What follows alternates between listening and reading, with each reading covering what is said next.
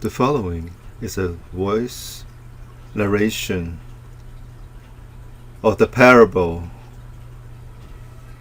Elephant, the Buddhist teaching on consciousness. What is consciousness? Once, there was an elephant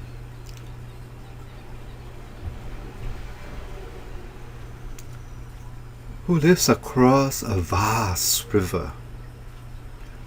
On a full moonlight, she decided to cross this wide stream, and the current is calm and still.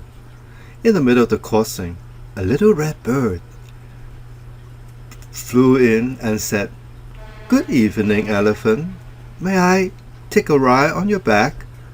"Sure, my little bird," the elephant replied. "You may ride on my back if you like." So the little bird together cross over the river, and in the middle of it, the little bird chirps up to say, "Excuse me, elephant, I think you are heading the wrong way." "Really?" The elephant thinks. Oh, the little bird argue and persuade the elephant that it is the right way to go backward, that we have free choice.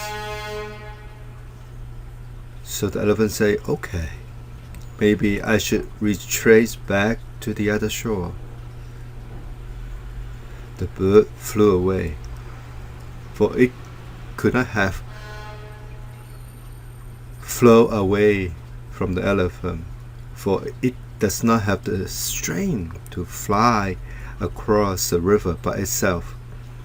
In the Buddhist teaching of consciousness, our conscious cognitive mind, the thinking self, is like the little bird, a little mind, a very small part of our whole consciousness, that it claims to be the master and the self that control and decide our life.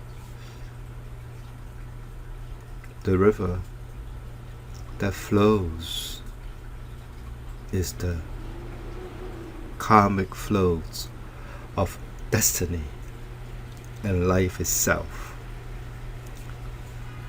It is eternal.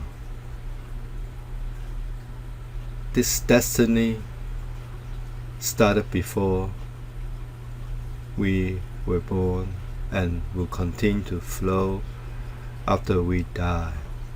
Our action in life is this interaction between consciousness and the karmic flow of the forces of the universe. And the elephant is our deep Buddha consciousness, the ground of being of our life. What the Buddha called it, this is the Buddha nature. It is so vast that if you awaken to this consciousness, this vastness is enlightenment. It is said that the Buddha had once said, in this Buddha nature, this vast Buddha nature can hold the cosmos like a single strand of cloud, without beginning, without end, neither life or death.